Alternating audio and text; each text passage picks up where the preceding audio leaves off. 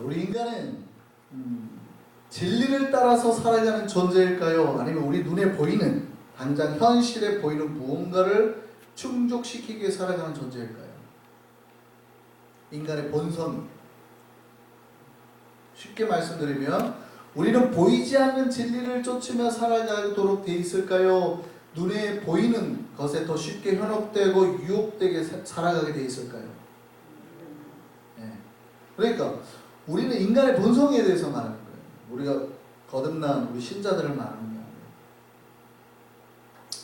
인간은 보이지 않는 세계가 아니라 눈앞에 보이는 것에 더 많이 흔들리는 겁니다.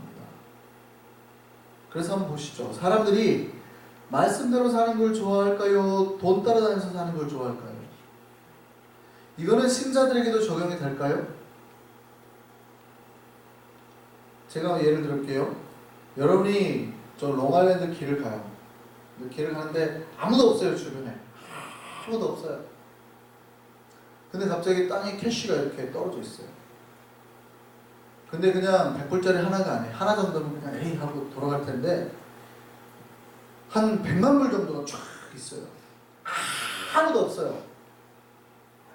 그러면 그거를 빨리빨리 잘 차곡차곡 해서 내 빨리 가방에 놓고 가지고 올 거예요? 아니면 알아서 누가 찾아가겠지 하고 그냥 오실 거예요? 빨리 속도전이죠. 속도전. 누가 보기 전에. 자, 그러면 우리들 말고 이제 전 세계 모든 크리스천을 대상으로 했다고 생각을 해보세요. 우리 교회를 포함한 전 세계 모든 크리스천을 대상으로 다 했습니다. 그 대신에 가져가도 죄가 아니에요. 가져가도 누가 잡아갈 사람은 없어요. 그렇죠? 그냥 보는 사람은 없으니까. 그렇다고 한다 그러면 내게 아니니까 안 가져갈까요? 아니면 빨리 우선 놓고 볼까요? 우리는. 자, 가져가면은 잡히지는 않는다 하더라도, 감옥을 안 간다 하더라도 하나님 보시기에는 죄일까요? 아닐까요? 요거까지도 제가 설명을 해드려요. 내게 아니니까 어쨌든 간에 누군가는 흘렸을 거고 감옥에는 안 가는데 내가 이걸 가져가면 어쨌든 죄잖아요. 아무도 보는 사람은 없어요. 그럼 가져갈까요? 우리는 안 가져갈까요? 우리는 내 눈에 보이는 돈 따라서 가져갈까요? 아니면 보이진 않지만 그냥 내 마음속에 있는 말씀, 진리를 따라서 안 가져갈까요?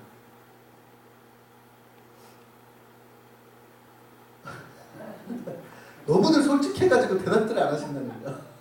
진짜 솔직하시다니까. 아마 전 세계에 있는 크리스찬을 대상으로 해도 그 자리에서 그냥 돌아가는 사람을 만나는 게 힘들 겁니다. 그죠? 캐시가 만약에 쫙 깔려있다 그러면, 캐시가 바람에 날아다니고 있다 그러면 안 죽고 돌아가는 사람을 만나는 게 힘들 거예요.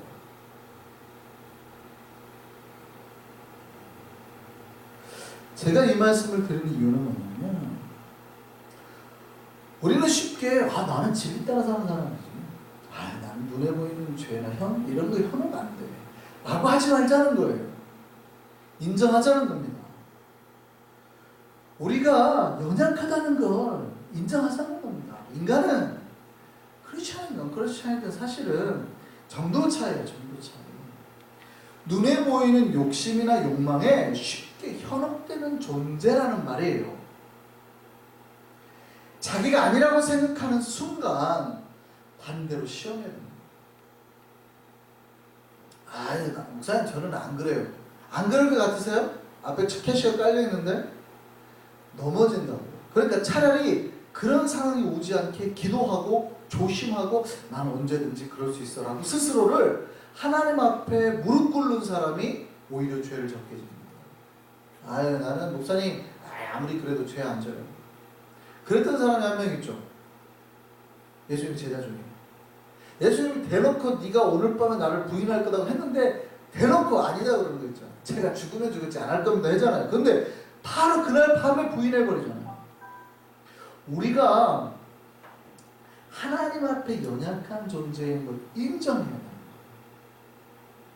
그게 아니라고 생각하는 순간 그게 우리의 교만함이 되는 거예요. 이 교만함이, 그 교만한 마음이 시험에 오는 순간 무너져 버리는 거예요. 우리는 내가 하나님 앞에서 내가 진리보다는 항상 물질 쪽에 더 마음이 이렇게, 세상 쪽에 더 마음이 많이 뺏겨 있는 존재구나. 스스로를 그렇게 그냥 인식을 하셔야 돼요. 그러기 위해서 우리는 진리를 향해 살기 위해서 정말 많이 몸부림쳐야 조금 움직여요. 근데 조금만 방심하면 금방 물질적으로 쉽게 막 따라가는 거예요. 그래서 나는 항상 계속해서 기도하고 말씀 보고 노력해야 조금 진리 쪽으로 가는구나. 이렇게. 내가 연약함을 인정하고 주님께 기도하고 도움을 청해야 된다. 우리 스스로에게 한번 물어보시죠.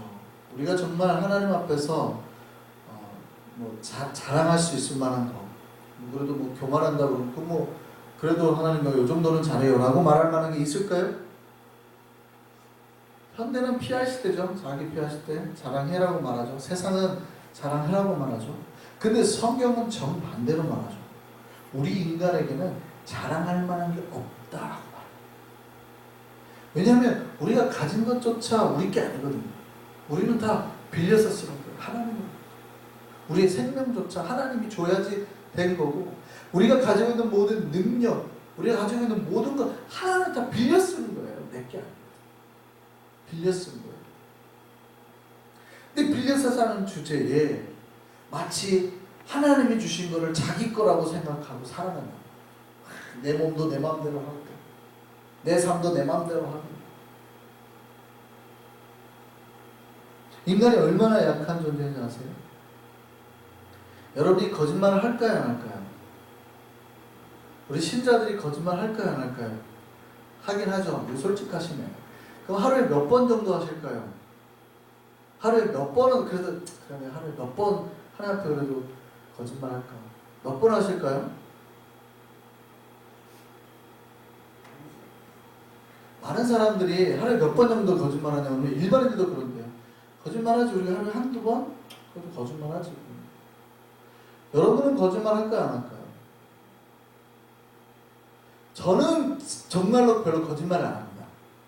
정말 하루에 몇 번 안 돼요. 왜냐하면 아예 말을 안 하거든요. 하루 종일 혼자 사무실에서 말씀 보고 있으니까 아예 대화를 별로 안 하기 때문에 별로 거짓말 안 하죠. 근데 누군가하고 대화하기 시작하면 거짓말을 한다는 거예요. 미국에서 연구를 했어요. 대학에서. 사람들이 하루에 평균 몇 번을 거짓말하는가 봤더니요. 하루 200번을 거짓말한대요. 근데 이게 잠자는 시간을 8시간을 빼고 계산을 해봤더니 사람이 5분마다 한 번씩 거짓말합니다. 믿겨지세요? 5분마다 한 번씩. 근데 물론 이 거짓말에는 흰 거짓말도 들어갑니다. 권사님 좀 아프신 것 같은데 어떠세요? 괜찮아요. 이런 걸 거짓말로 하는 거죠. 감정과 정반대로 나온 흰 거짓말로 포함이 되는 거지만 어쨌든 사람이 그렇게 하루에 거짓말을 200번을 합니다. 200번.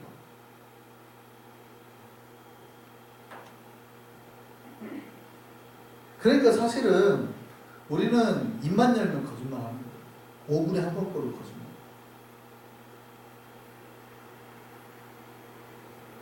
그러니까 인간은 사실 우리의 삶 자체가 거짓이에요. 평생 얼마나 많은 거짓과 위선으로 자기를 동일매고 살아가고 있는데. 그러니까 우리는 생을 살면 살수록 훨씬 죄를 많이 짓는 거예요. 애들이 훨씬 죄를 적게 짓는 거예요. 우리가 살면, 왜냐면 5분마다 한 번씩 거짓말을 한다고 생각해보면, 만약에 이거를 갖다가 우리가 코인 하나를 거짓말할 때만 하나씩 이렇게 쌓아서 죄라는 것을 만약에 하나님 앞에 나아갈 때까지 우리가 한다 그러면 아마 우리는 오래 살면 살수록 그 죄라는 것이 한도 끝도 없이 쌓여요. 거짓말이라는 것만 카운트하고. 이런 인간이 자랑할 게 있어요? 이런 인간이 주님 앞에서 당당하고, 아이고 하나님 어디 나를 감히 지옥 보내려고 그러세요? 나는 천국감이 마땅합니다. 이런 말 할 수 있어요?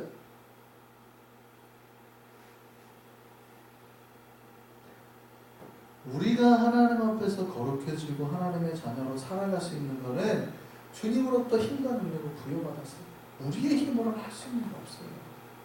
사실 우리는 다 거짓말이잖아요. 다 거짓말. 여기 계신 분들이 저보다 나이 어리신 분 빼고는 다 저보다 죄를 많이 지신 거예요. 기본적으로. 특별한 죄 말고 평균적으로만 따집니다. 훨씬 많이 지는 거죠. 거짓말을 횟수로 만 따져. 우리가 하나님 앞에서 잘할 게 없어요. 사실은. 그 주님 앞에 설 때 겸손함으로 서야지. 주님 앞에 우리가 나중에 심판받을 때 겸손함으로 서야지. 우리가 감당할 수 없는 거예요. 고린도전서 1장 27절 29절 말씀 볼까요?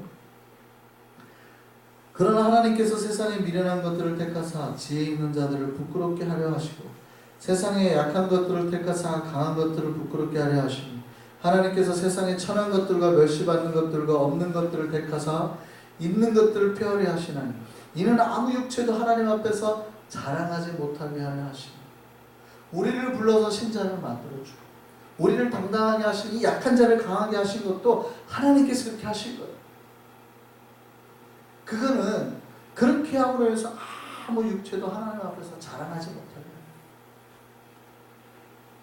우리는 사실은 자랑할 게 없어요. 우리 약한 존재는 있는데 하나님께서 우리에게 능력을 덮어주시고 하나님께서 우리에게 강하게 하실 때 우리가 다른 모든 강함을 이길 수 있는 거예요. 우리가 교만할 수 없는 거예요. 하나님 앞에 자랑할 수 없는 거예요. 겸손해요. 그런데 인간의 본성은 안 그렇죠. 하나님으로부터 멀어지면 멀어질수록 채를 합니다. 무슨 채를 해요? 강한 채. 하나님으로부터 멀어지면 멀어질수록 이게 버텨내야 되거든요. 하나님은 갈수록 은혜는 사라지고 뭐 하는데 막 버텨내야 되는 거예요. 아이고, 난 안 죽어. 강한 채를 합니다. 그 그리스 신화에 보면은 그 호메로스라는 일리아드라는 이제 시를 쓰죠. 우리가 잘 아는 오디세우스, 그러니까 오디세이아라는 그 원래 일리아드, 오디세이아 두 편인데 호메로스가 쓴 시가. 일리아드를 보면 그 그리스 신화에 나오는 유명한 사람이 한 명이 나오죠. 아킬레우스. 어머니가 바다의 여신 테티스인데요. 이 바다의 여신 테티스가 자기 아들을 불사신으로 만들기 위해서 스틱스라는 강물에 아이의 몸을 담깁니다.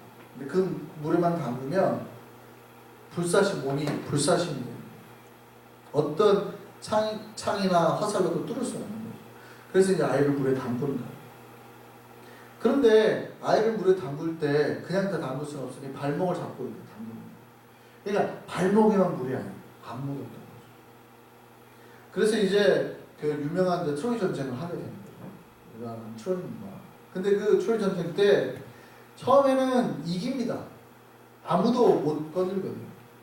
근데 상대편에 물론 그건 신들의 전쟁이니까 이쪽에도 신들이 한 패가 먹고 저쪽도 신이 한 패가 먹는데 하필이면 아킬레우스 반대편에 있던 신이 그 아폴론이라는 신이 있어요. 전쟁의 신이고 태양의 신이고 화살의 신이에요. 약점을 알려줍니다. 쟤는 몸이 다 강철 같은데 발목만 그게 없어요. 거기를 쏘아버리죠. 그래서 아킬레우스가 죽게 돼요. 그래서 우리가 발목을 뭐라고 그래요? 아킬레스라고 해요. 그 이름을 따서. 여러분, 사람이 자기가 다 아킬레스인 줄 알아요. 하나님 앞에서 겸손해야 되는데 자기가 다 아킬레스인 줄 알아요. 나는 안 죽어! 안 죽기는 거예요. 물론 아무리 우리가 뭐 강한 사람도 있겠지만 다 약점이 있어요. 아킬레스건이 있어요. 어떤 사람은 이성에는 강한데 돈에 무너지는 사람이 있고 어떤 사람은 반대로 돈에는 강한데 이성에 무너지는 사람이 있어요. 어떤 사람은 마음은 착한데 말의 실수가 많아서 무너지는 사람이 있고 어떤 사람은 말 실수는 적은데 마음이 약해서 오래 견디지 못하는 사람도 있어요.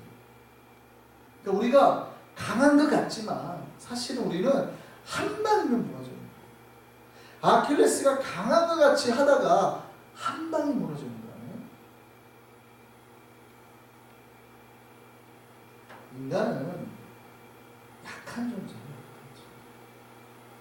자기의 약함을 인정해야 됩니다. 그렇게 우리가 주님 앞에 우리의 약함을 인정할 때 주님의 도우심을 얻을 수 있습니다. 오늘 본문을 보면 예수님과 70명의 제자들입니다. 예수님께서 제자들 70명을 파송한 거죠. 이들이 전도 사역을 나갔는데 깜짝 놀란 거예요. 예상보다 결과가 너무 놀라운 겁니다. 아니 그냥 70명이 나갔는데요. 기적과 능력이 얼마나 많이 일어났는지 제자들이 업돼서 왔어요. 흥분한 겁니다. 그래서 돌아와가지고 전부 다 자기의 막 그 사역을 말하느라 정신이 없는 거예요. 그러니까 여기서 막 마귀들이 귀신들이 막 항복했다, 기도하면 다 나았다는 얘기고요. 능력이 나타났다는 얘기고요. 그러니까 여러분이 전도를 보내놨는데 여러분 막 기도하니까 막 병자가 낫고 그러면 어떻게 하겠어요? 막 업돼서 올 거 아니에요? 막 전도했는데 막 교회 나가겠다 그러고 여러분 나가고 막 예수 믿으세요. 갑자기 막 무릎 꿇고 그렇잖아 내가 교회를 나가려고 했는데 하고 막 무릎 꿇고 막 여러분 앞에서 그러고 어느 교회요? 한성교회 쪽에 제가 꼭 가겠습니다. 막 이러고 갑자기 병자가 일어나고 그러면 막 여러분 막 신나가지고 엎들 거 아니에요? 예수님의 제자들이 딱 그랬다는 거예요. 딱. 아니 사역을 보내놨더니 70명이 난리가 나고 온 거예요. 막 귀신이 쫓겨나고 막 항복하고 다 그런 기적과 능력을 보고 왔다는 거예요.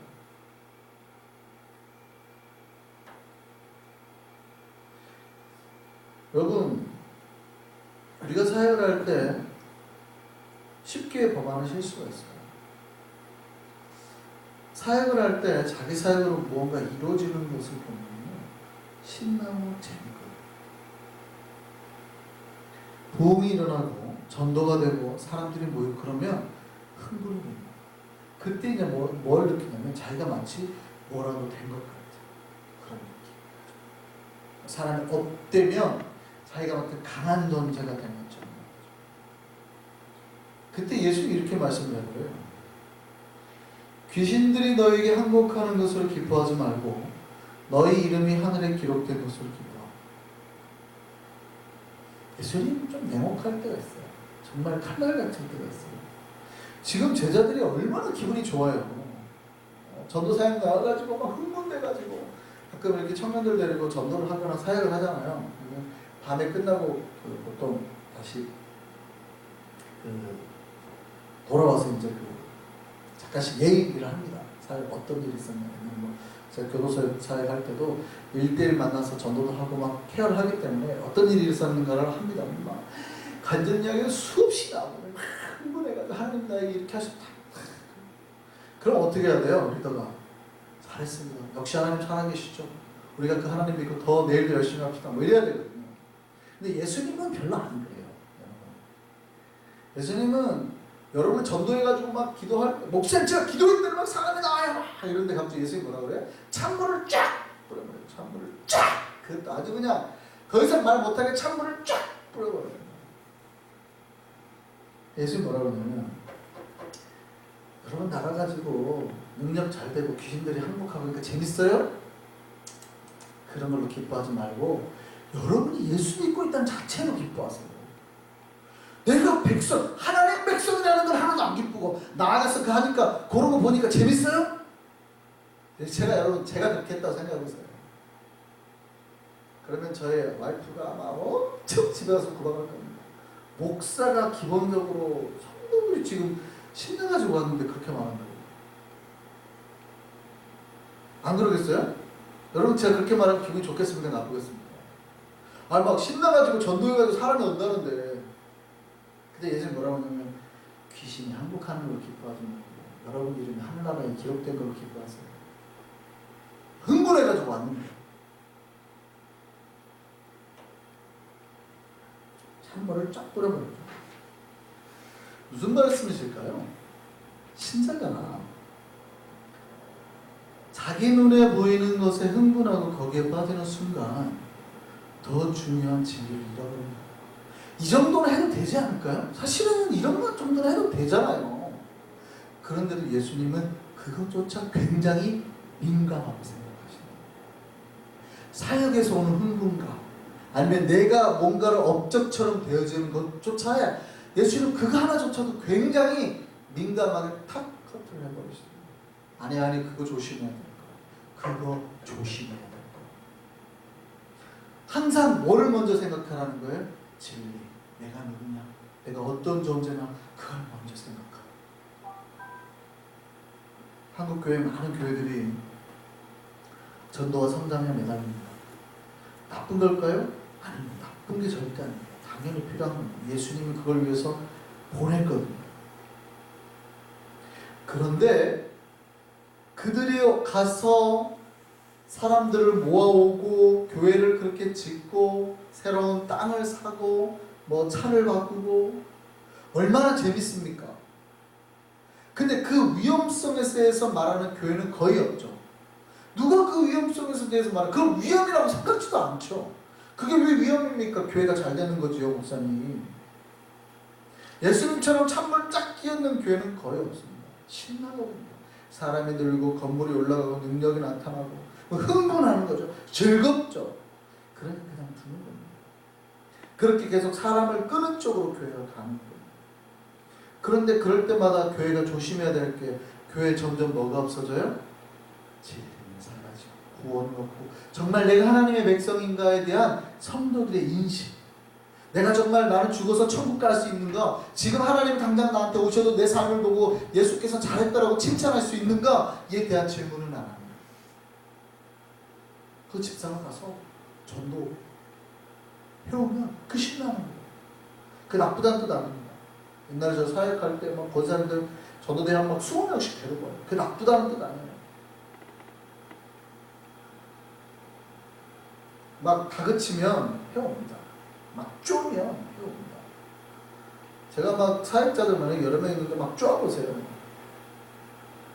진짜 예전에 있을 때요. 밴 갖고 1시간 가가지고요. 경로당 다 털어가지고 싣고 선물 주고 한 번만 와달라고 했죠. 그날 한 번만 와달라고. 저기 타도시 가가지고 진짜 경로당 가물고 그리고 선물 주고 하고 다시 끝나고 다 모시다. 그냥 남는 게 뭘까요?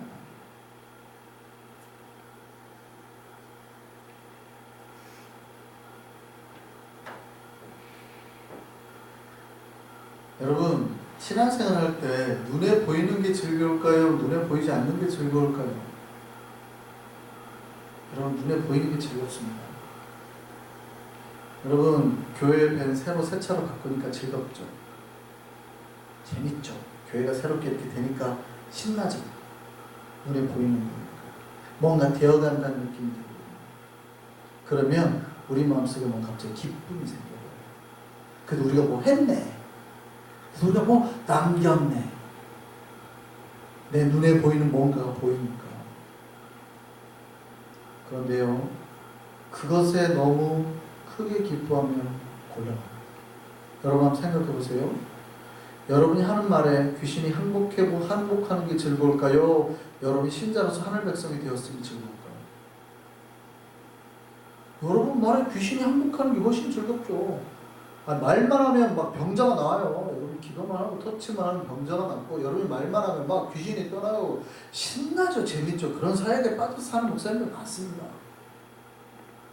여러분 그게 기쁠까요? 아니면 여러분이 예수 믿고 구원받고 천국 백성이 되었으면 기쁠까요? 사역에 한번 내 눈에 보이는 사역에 한번 빠지면 내가 예수를 믿었고 얘가 하나님의 자녀라는 기쁨은 온데간데 없이 사라져요. 그 능력이 사라지잖아요. 시험 들어요. 시험 들어요. 그 능력이 없어도 나는 하나님의 자녀잖아요.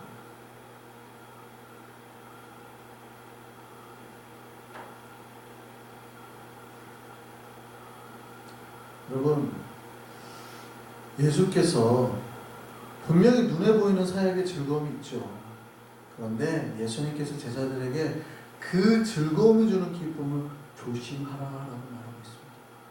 분명히 주님은 우리에게 복이나 여러 가지 것들을 주십니다. 나에게 돈이 쌓이게 하시고 내 자녀가 잘 되게 하시고 내가 더 건강해질 거고 교회가 부흥하고 전도가 되고 사람이 늘어나고 이런 것들이 되게 하실 거예요. 근데 이런 것도 다 눈에 보이는 거 아니에요.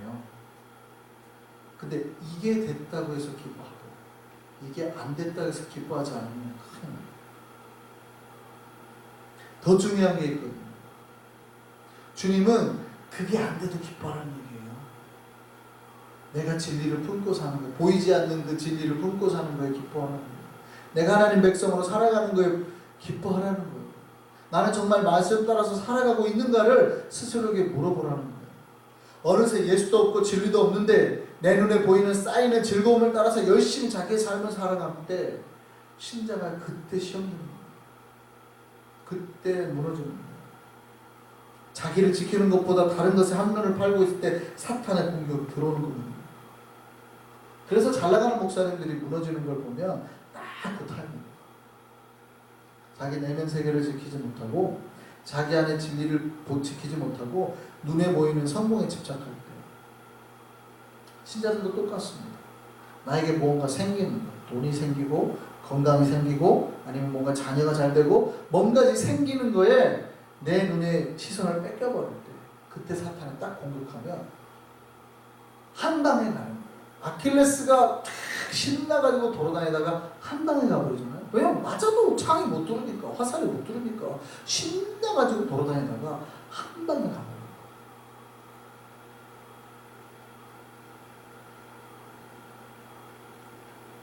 사탄은 너무 잘 알고 있습니다. 그들이 자기 앞에 일어나는 일에만 기뻐할 때 진리를 지키지 못한다는 걸 잘 알아요. 왜냐하면 눈앞의 성공이 마치 자기의 힘인 것처럼 착각하게 만들거든요. 자기 힘인 것처럼. 그게 내 힘인 것처럼 자꾸 착각하게 만들어요. 자기가 말 한마디만 했는데 귀신들이 항복하기 시작해보세요. 뭐가 두렵겠습니까? 그런 성도들을 제가 몇 번 봤어요. 기도만 하는데 귀신이 항복하거나 치료가 되잖아요. 그런 분들은 목사말 잘 안 듣습니다. 목사말 안 듣습니다. 아니 그래도 주일은 지키세요. 그래도 주일 안 지키고요. 돌아갑니다. 자기 막 이렇게 치유사역 해야 된다고 말 안 듣습니다. 하나님 앞에서 하실 건 하셔야 된다. 말 안 듣습니다. 그러니까 뺏겨버리는 거예요. 그럴까요? 안 그럴까요? 아니 여러분이 우리 교회 안에 손만 대면 낫는 치료하는 권사님 한 분 계신다고 생각해보세요. 그분이 그래도 목사 말 들을까요? 아 예배 시간에 치유사역 하지 마세요. 주일날은 하지 마세요. 라고 하면 안 할까요? 목사님 그래도 해야죠. 하나님께 주신 건데 하지 않을까요? 그러니까 내 눈에 보이는 어떤 성공들이 점점 자기 힘인 것처럼 착각하게 만들어요. 뭐가 두렵겠을게 얼마나 재밌겠어요. 근데 그때 예수님 창문을 쫙 뿌려버려요. 그거 조심해라 라고 말씀하셔요. 그걸로 기뻐하지 말고 진짜 본질 이 원하를 바라. 여러분 눈앞에 보이는 것들을 자꾸 기뻐하면 우리 안에 교만을 일으켜요. 교만은 내 내면 세계를 바라보지 못하고 바깥만 겉모습만 보게 하고 근데 내 내면을 바라보지 못하는 자는 결국 귀신은 항복시켜 놓지만 자기가 망합니다. 능력은 나타났죠. 귀신은 항복시켰죠. 근데 자기가 망합니다. 예수님의 제자들 보세요. 귀신까지 항복시킨 제자들이 예수님 십자가에 못 박힐 때 어디 갔어요? 다 도망갔죠. 귀신까지 항복시켜 놓은 제자들이 말씀으로 사탄을 제압한 제자들이 예수님 못 박힐 때 다 도망갔잖아요.